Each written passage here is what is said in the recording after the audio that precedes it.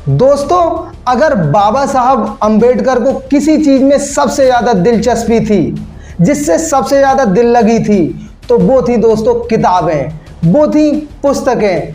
ऐसा माना जाता है कि उनकी पर्सनल लाइब्रेरी के अंदर 50,000 से भी ज़्यादा किताबें थी और वो उनकी पढ़ने के प्रति इतनी ज़्यादा दीवानगी थी कि भी कभी उनकी कलम या फिर कभी उनकी नोटबुक इधर उधर गुम हो जाती थी तो वो बस इसी बात के लिए क्रोधित हो जाते थे, वो बहुत गुस्सा हो जाते थे।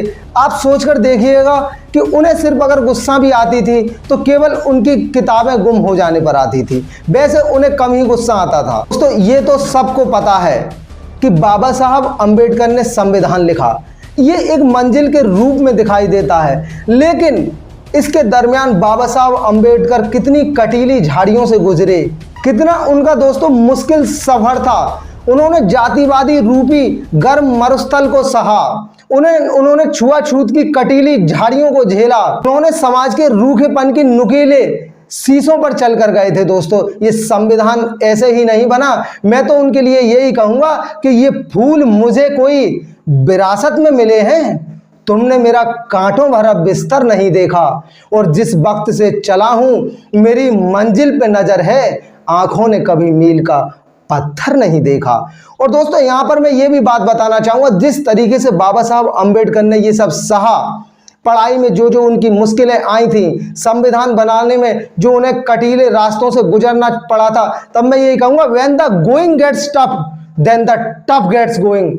जब रास्ते में परेशानियां बढ़ जाती हैं तो परेशानियां खुद पे खुद आगे बढ़ जाती हैं। दोस्तों, यही था बाबा साहब अंबेडकर का संघर्षों से टकराने का तरीका। दोस्तों, आज मैं कहानी लेकर के आया हूं बाबा साहब अंबेडकर की पढ़ाई से जुड़ी हुई।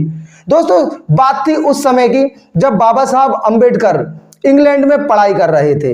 वो अक्सर एक लाइब्रेरी में जाते थे, माफी चाहूंगा अक्सर नहीं, रोज ही जाते थे। वो 16 से लेकर 18 घंटे तक वहां पे पढ़ाई किया करते थे। दोस्तों, एक दिन की बात है, जब लंच हो रहा होता है, सारे लोग कैफेटेरिया में जाकर कर खाना खाते हैं, एक दूसरे के साथ लंच शेयर करते हैं, लेकिन बाबा साहब अंबेडकर वहीं लाइब्रेरी के अंदर बैठे होते हैं और दोस्तों ब्रेड के टुकड़े खा रहे होते हैं।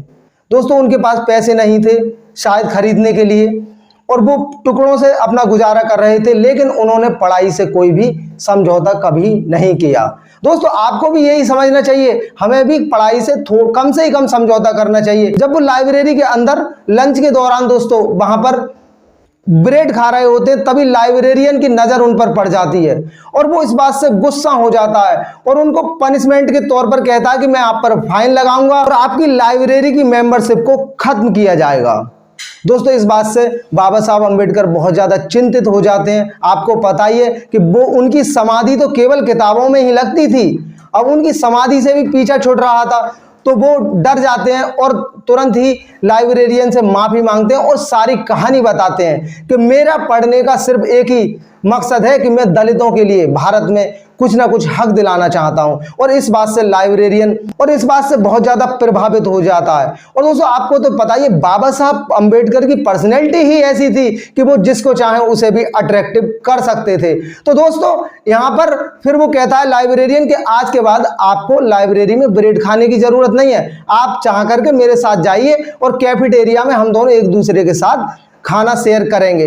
तो आप ये बात सोचिए कि विदेश में रहकर कर एक यहूदी लाइब्रेरियन उनके साथ खाना शेयर करता है, लेकिन भारत के लोगों को उनके साथ खाने में भी प्रॉब्लम हो रही थी। दोस्तों, ये छुआछूत का जहर एक दिन बाबा साहब अंबेडकर ने जिया था और अगले ही पल संविधान बनाकर उन्होंने इसे खत्म करने की पूरी गुंजाइश की थी। मुझे कमेंट बॉक्स में बताइए कि इस कहानी से आपको क्या सीख मिली और दोस्तों बाबा साहब अंबेडकर के बारे में आप क्या क्या जानते हैं। दोस्तों, जय भीम।